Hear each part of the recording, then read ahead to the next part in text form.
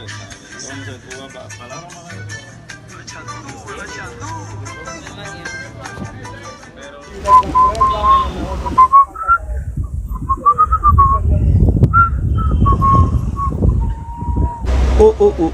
Mes amis, ça m'a pour là. T'as un jour dans pour faire. Ok.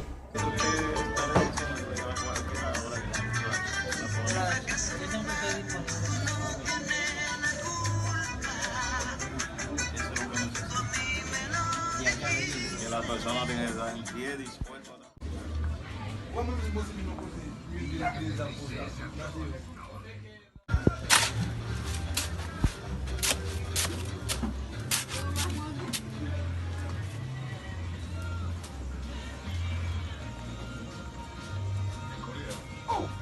Ate como chita lá.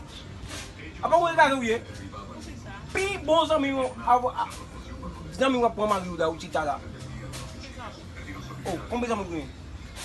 Je connais un petit zami, il me fait confiance en pile. Tiffany.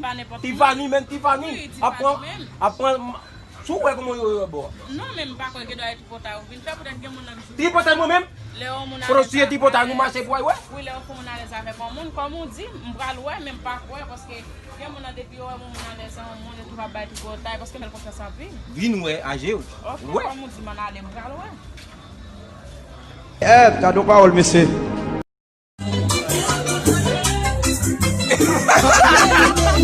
Ay, ay, ay. Hey, tigre comiendo pan con ron. Ay, ay, ay. Hey, guau, guau, guau. ¿Qué lo que? Hay que acabar eso, loco. Eso es mi hermano. Eso es mi hermano. Bueno, cerveza, Wey.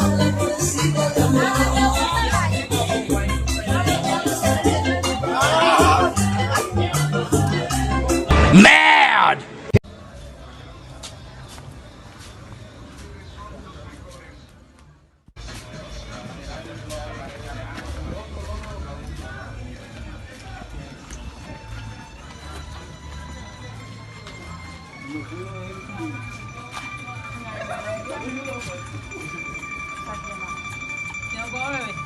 Ça fait là.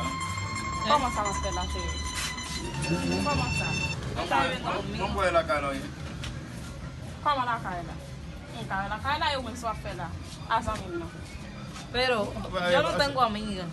¿Cuál es mi? Yo no soy amiga de nadie. ¿Qué le saca de Faz un sortir la cara. Créalo como tú quieras. ¿Cuál va a apoyarnos al día? Créalo como tú quieras. ¿Cómo va la cara hoy? Eso va a venir lá. Mwen konen bite Comment la ça cara. me fait la vie marim là? Bin garde bin pas le marché, m'a chercher comment ça. Hein? Expliquez-moi bien comment ça me fait là. Eu cheguei, mwen gito la cara, Óyeme, él puede ver conmigo. Es que algún problema, su boca de él y la mía de él. Yo no tengo amigas. Si yo lo tengo que coger, lo cojo honesto. Y ya. Pourquoi Yo ça? no cojo Ya, hombres punto. escondidos. Pourquoi ça? Ya, sulo me chachon lot mari, ya. Hay un demasiado hombre en la Sulo me calle. chachon lot mari. Hay un hombre en la calle. Pas un problème pas quitter ça comme ça. D'accord, pas un problème.